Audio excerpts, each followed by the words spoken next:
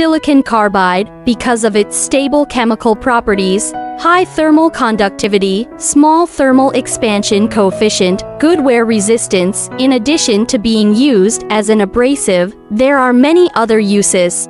We should pay attention to the use of silicon carbide ball pressing machine first. It is strictly prohibited to enter the machine iron, stone, and other hard objects.